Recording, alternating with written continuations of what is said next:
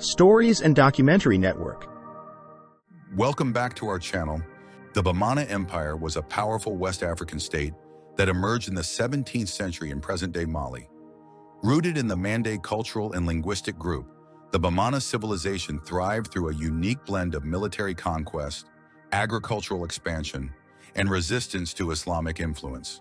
The empire, centered in the city of Segou, played a crucial role in shaping the political and cultural landscape of the region. Unlike many of its contemporaries that embraced Islam, the Bamana Empire maintained a strong connection to traditional African spiritual beliefs, making it a distinct and resilient force in West African history. The Bamana Empire was situated in the heart of West Africa, covering vast territories that are now part of modern Mali. It stretched across the fertile lands of the Niger River Basin, providing an ideal setting for agriculture and trade. The empire's capital, Segou, was a major hub of economic and military activity. The Bamana, also known as the Bambara, are a prominent ethnic group in West Africa, primarily inhabiting present-day Mali. They are part of the larger Mande-speaking peoples, who share deep historical and linguistic ties across the region. The Bamana trace their origins to the ancient Mande civilizations, which date back to the Ghana Empire and later the Mali Empire. Over centuries, they developed a distinct cultural identity rooted in traditional African spirituality, agriculture, and military organization. Linguistically, the languages is a branch of the Mande language family, which also includes languages spoken by the Malinka, Soninka, and Dula people. This shared linguistic heritage reflects historical interactions and migrations that shaped the social and political landscapes of West Africa. The peoples belong to the vast Mande ethnic group, which historically dominated the Western Sudanese region of Africa. The Mande peoples played a central role in the establishment of powerful empires, including the Ghana, Mali, and Songhai Empires. They evolved from the remnants of these empires, particularly after the decline of the Mali Empire, when various Mande groups dispersed and formed independent polities. Despite sharing a common ancestry with other Mande groups, they developed a distinct identity, particularly through their resistance to Islamic conversion. While many Mande groups, such as the Malinka, embraced Islam due to their involvement in trans-Saharan trade, they also maintained a strong adherence to their traditional animist beliefs, which emphasized ancestor worship, secret societies, and ritual practices. Before the establishment of the empires in the 17th century, the peoples lived in decentralized communities, organized into small chiefdoms and village-based societies. These early settlements were agrarian, relying on millet, sorghum, and rice cultivation, supplemented by fishing and livestock rearing. Socially was hierarchical, with a well-defined caste system that included nobles, farmers, artisans, and griots, oral historians and musicians. The Tun, a communal youth association, played a crucial role in village organization, facilitating cooperation in agriculture, defense, and social development. They were also known for their initiation societies, particularly the Como and Nama associations, which functioned as religious, educational, and judicial institutions. These secret societies preserved knowledge, maintained spiritual traditions, and enforced social norms, thereby reinforcing community cohesion and cultural continuity. The empire's roots can be traced back to the 17th century when Segou, located on the Niger River, emerged as a formidable city-state. Segou, with its strategic position, became a center of trade, culture, and political influence. Its location allowed it to control access to key trade routes and resources, establishing it as a hub for both commerce and military might. The rise of Segou marked the beginning of a new era for the peoples, who would soon unify under a central authority, carving out a powerful empire. One of the most significant figures in the early stages of the empire's formation was Fassine. His leadership played a pivotal role in consolidating the power of the people and shaping the empire's future. Fassine is credited with unifying several disparate groups under one banner, bringing together various ethnicities and clans under a central leadership. Through his military prowess and political acumen, he was able to expand Segou's influence, establishing it as the focal point of Bamana power. Under his reign, the empire experienced growth both in size and in wealth, as Fassine oversaw the development of agricultural practices, trade, and the strengthening of military forces. The internal governance of the early empires was characterized by a strong central authority that maintained control over its subjects through both military force and diplomacy. The Bamana rulers, especially during Fasine's reign, implemented a system of administration that emphasized loyalty, obedience, and military service. A well-structured military played an essential role in consolidating power, ensuring the empire's stability and defending it against external threats. The empire's military dominance was built on a system of military conquest and strategic alliances with neighboring states. The soldiers were known for their discipline, training, and effectiveness in battle. Baitan Kalibali, one of the most notable rulers of the empires, ascended to the throne in the mid-17th century following the death of his predecessor. Born into the royal family, Baitan Kalibali inherited the throne at a time when the empire was expanding but facing several internal and external challenges. He quickly proved himself to be a brilliant and ambitious leader, determined to solidify his empire's power. Baitan Kalibali's reign is particularly marked by his military campaigns, which expanded the empire's territory and cemented Segou as the central force in West Africa. He launched several military expeditions to conquer neighboring states and assert his dominance over the region. His most significant conquests were the campaigns against rival kingdoms like the Jene and the Tukulor, whose resistance he swiftly overcame. With each victory, Baitan not only secured more land for the Bamana Empire, but also enhanced the prestige of Segou as an imperial center. His military successes were instrumental in the further consolidation of Bamana authority. The military organization under his rule was strengthened, with the introduction of more advanced tactics and a better structured army, capable of handling the complexities of larger and more diverse territories. Baitan's success in these campaigns laid the foundation for Segou's emergence as the undisputed power in the region during his reign and beyond. Under Baitan Kalibali's rule, Segou underwent a dramatic transformation from a regional city-state to the thriving capital of the empires. As Segou grew in both size and wealth, it became the heart of the empire's political, cultural, and economic life.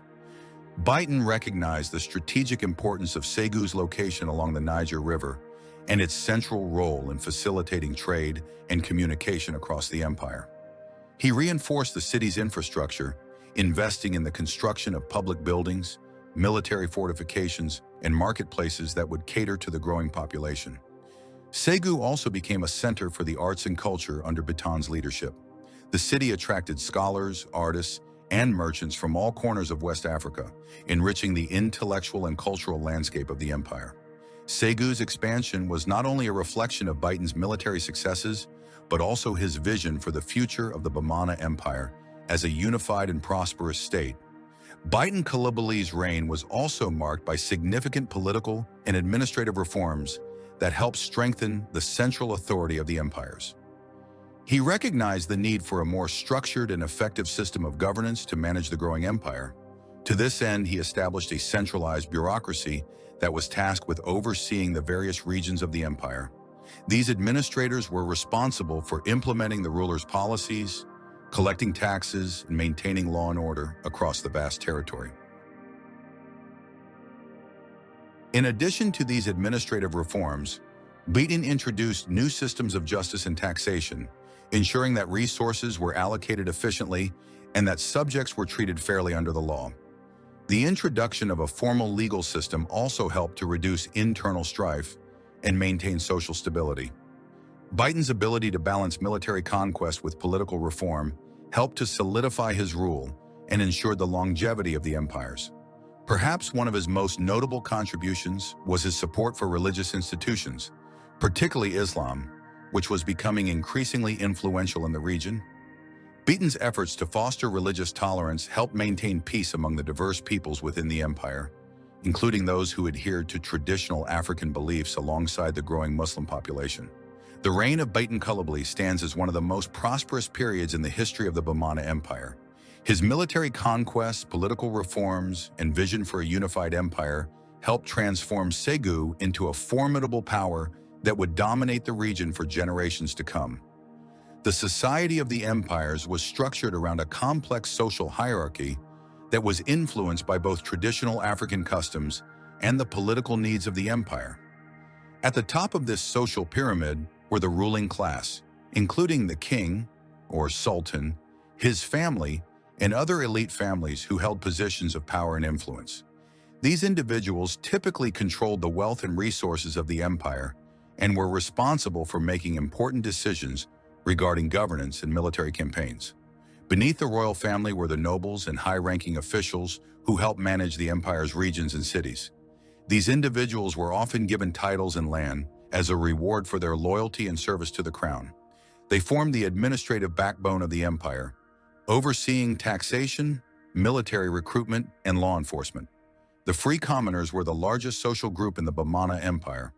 They were engaged in various professions such as farming, trade, craftsmanship, and artisan work. Though they had more autonomy than those in lower castes, their position was still defined by their labor and economic contribution to society. Beneath the free commoners was the slave class, which was often made up of war captives or individuals from neighboring tribes. Slaves were considered the property of their owners, though they could sometimes gain freedom or improve their social status through certain actions or by accumulating wealth. While slavery was widespread in the empire, the social standing of slaves was largely determined by their personal circumstances and their ability to integrate into the society of the Bamana people. The caste system in the Bamana Empire also included divisions based on profession. Certain castes were associated with specific occupations, such as blacksmiths, leather workers, musicians, and griots, oral historians. These professional castes had distinct roles in society and were often held in high esteem, as their work was integral to the daily functioning of the empire. Religion and spiritual beliefs played a significant role in shaping the culture and society of the empires. The people of the Bamana practiced a traditional form of animism that revolved around the belief in spirits, deities, and ancestral worship. This belief system held that the natural world was inhabited by a variety of spiritual forces that influenced the lives of individuals. Trees, rivers, and other natural features were often seen as sacred, and rituals to honor these spirits were a common part of daily life. The role of ancestors was particularly important in Bamana spiritual beliefs. Ancestors were revered and thought to possess the power to influence the living, guiding them through spiritual intermediaries, such as priests or shamans. These intermediaries would conduct ceremonies and offer sacrifices to ensure the well-being of the community. However, with the spread of Islam in West Africa, Islamic beliefs began to influence the Bamana people. Islam arrived through trade routes and was gradually embraced by many rulers and citizens, particularly in urban centers like Segou. As a result, the empires saw a blending of Islamic practices with traditional animistic beliefs. Islamic elements such as prayer, fasting, and the reading of the Quran became integrated into the spiritual lives of many people. Despite the spread of Islam, animism remained a vital part of Bamana religious life, particularly in rural areas. The coexistence of these belief systems created a unique religious landscape where Islamic and traditional spiritual practices often complemented each other, allowing the people to maintain their cultural identity while incorporating external influences. Griots, or oral historians, played a central role in the preservation of history, culture, and tradition within the empires. These storytellers were responsible for passing down the history of the people, the royal family, and the exploits of warriors, kings, and other important figures. Through songs, poetry, and oral narratives, griots ensured that the empire's rich history was kept alive across generations. The griots were not only skilled in storytelling, but also in music and performance, often accompanying their narratives with instruments such as the kora, a type of stringed instrument, or the balafon, a wooden xylophone. Their performances were deeply intertwined with the cultural and social fabric of Bamana society, and they were highly respected for their ability to capture the essence of both personal and collective experiences. In addition to preserving historical events, griots also acted as advisors to the rulers, offering counsel based on their knowledge of history and tradition. They were seen as the custodians of truth and memory, playing a crucial role in maintaining the legitimacy of the ruling elite. Griots would also be called upon to celebrate important milestones such as royal ceremonies, weddings, and victories, cementing their status as key figures in Bamana society.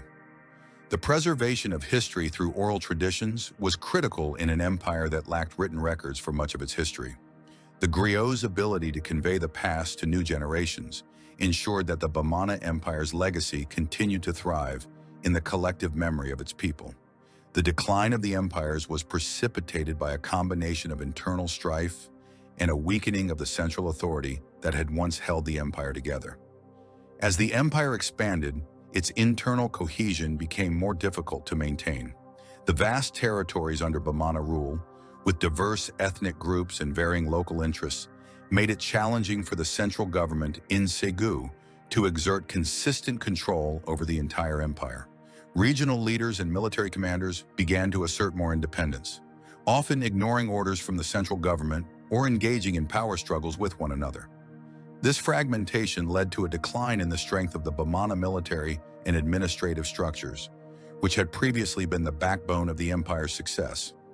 Factions within the royal family and the political elite also contributed to the weakening of the central authority. As rivalries intensified and internal divisions grew, the once unified empires was increasingly unable to respond to external threats or manage its vast territories effectively. In addition to internal turmoil, the empires faced mounting external pressures from European colonial powers, particularly the French, who were expanding their influence in West Africa during the 19th century. The French, through both military force and diplomacy, sought to gain control over the trade routes and resources that were vital to the region. In the case of the empires, the French were particularly interested in securing access to the Niger River and its surrounding areas, which were crucial for trade and transportation. The French colonists began to encroach on Bamana territory, launching military expeditions and forging alliances with rival states to weaken the empire's position. While the rulers initially resisted French encroachment, their weakened military and political structures made it increasingly difficult to fend off the growing European presence. French forces made significant inroads into the region, and by the mid-19th century, the empire's military capacity had been greatly diminished. The French, along with their allies, gradually undermined the empire's sovereignty, bringing Bamana territories under their control. The expansion of French colonial influence marked a significant turning point in the decline of the empire. The final blow to the empire came in 1861, when the city of Segou fell to the forces of El Hadj Oumar Tall, the leader of the Tukulur Empire. El Hadj Oumar Tall, a charismatic military leader and Islamic scholar, had already begun a series of conquests in the region, seeking to establish his own power in the Sahel. His Tukulur Empire, built on Islamic ideals and military expansion, posed a serious threat to the empire, which had been weakened by years of internal discord and external pressures. In 1861, El Hadj Oumar Tall launched a decisive military campaign against Segou, capitalizing on the Bamana Empire's vulnerability. The Bamana rulers, unable to mobilize a strong defense, were defeated by the Tukulur forces. Segou, once the heart of the Bamana Empire, was captured, marking the symbolic end of the empire. Following the fall of Segou, the remaining Bamana territories were absorbed into the Tukulur Empire, and the once prosperous Bamana state ceased to exist as a political entity. The fall of Segou in 1861 marked the official end of the Bamana Empire, but the legacy of the empire lived on in the cultural traditions, oral histories, and societal structures that continued to shape the people of the region. Although the Bamana Empire was no longer a dominant political force, its influence persisted in the collective memory of its people, and elements of its culture were integrated into the broader West African historical narrative. The empire, despite its fall in 1861, left a profound and lasting impact on the governance and political structure of modern Mali. The centralized system of governance that the Bamana established, along with the administrative frameworks they implemented, provided a model for later political systems in Mali. The idea of a strong central authority, backed by a powerful military and a hierarchical social structure, influenced the formation of later Mali empires and even the modern state of Mali itself. One of the most important aspects of Bamana governance that resonated in modern Mali is the role of the regional leaders and the decentralized nature of power within the empire. While the central government in Segou wielded authority, local rulers and military commanders were often given considerable autonomy to govern their respective regions. This decentralized model of governance, with an emphasis on local leadership within a broader imperial framework, continues to shape political structures in modern Mali, where local leaders, often from diverse ethnic groups, play a vital role in governance. Additionally, the Bamana Empire's military and organizational strategies influence the way later Malian governments approach issues of defense and territorial control. The Bamana's focus on military strength and organization is reflected in the national defense strategies and the role of the army in contemporary Mali. The cultural and linguistic legacies of the empire continue to shape West Africa today. The Bamana language, also known as Bambara, remains one of the most widely spoken languages in Mali and is an important lingua franca in the region. The language has spread beyond Mali, influencing neighboring countries such as Burkina Faso, Côte d'Ivoire, and Guinea. It serves as a medium for communication not only in everyday life, but also in cultural expressions such as music, storytelling, and rituals. Bamana cultural practices, particularly in music and oral traditions, have had a lasting influence on West African societies. The use of griots, oral historians, to preserve history and pass down wisdom through storytelling and music continues to be a cherished tradition across the region. The kora, a stringed instrument, and the balafon, a wooden xylophone, are central to West African music, and their popularity can be traced back to cultural practices. These instruments, along with other aspects of musical tradition, have had a significant influence on the development of West African music and continue to be an integral part of cultural ceremonies, performances, and festivals. Religious traditions, particularly the coexistence of animism and Islam, also left a cultural imprint on the region. The Bamana's integration of Islamic practices with their traditional beliefs influenced how Islam is practiced in Mali today, especially in rural and remote areas where both belief systems still coexist. The blending of Islamic and animist traditions created a unique cultural environment that has shaped the spiritual life of many West African societies. Despite the fall of the empire, many of its traditions have proven remarkably resilient, continuing to thrive in contemporary society. The people's cultural practices, including their art, dance, and oral history, have remained central to the identity of Mali and West Africa as a whole. These traditions have been passed down through generations, adapted to changing times, but still maintaining the essence of Bamana culture. The oral tradition of griots remains strong in Mali, where griots continue to be revered as historians, musicians, and cultural ambassadors. In modern Mali, griots perform at weddings, political events, and public gatherings, preserving the stories of the past and celebrating the achievements of the present. Their role as keepers of history is still significant in a world where written records are often scarce or inaccessible. Art and craftsmanship, particularly in the form of textiles, pottery, and wood carvings, also continue to be highly valued. These arts, which were once an important part of Bamana culture, have become symbols of pride and cultural heritage in Mali. Modern artisans often draw on traditional Bamana techniques and designs, blending them with contemporary styles to create works that celebrate both the past and the present. Additionally, many religious practices have endured in the face of colonialism, Islamization, and modernization. Traditional animist ceremonies, rituals, and festivals continue to be practiced in certain regions of Mali, especially in rural communities. While Islam has become the dominant religion in the region, traditional beliefs and practices still hold cultural significance and provide a sense of continuity for the Bamana people. The resilience of traditions, combined with their cultural influence in the wider West African region, demonstrates the lasting power of the empire's legacy. Although the political entity of the Bamana Empire no longer exists, its cultural, linguistic, and social influences continue to shape the identity and way of life for millions of people across Mali and West Africa. The legacy of the Bamana Empire remains a testament to the enduring strength and richness of African civilization.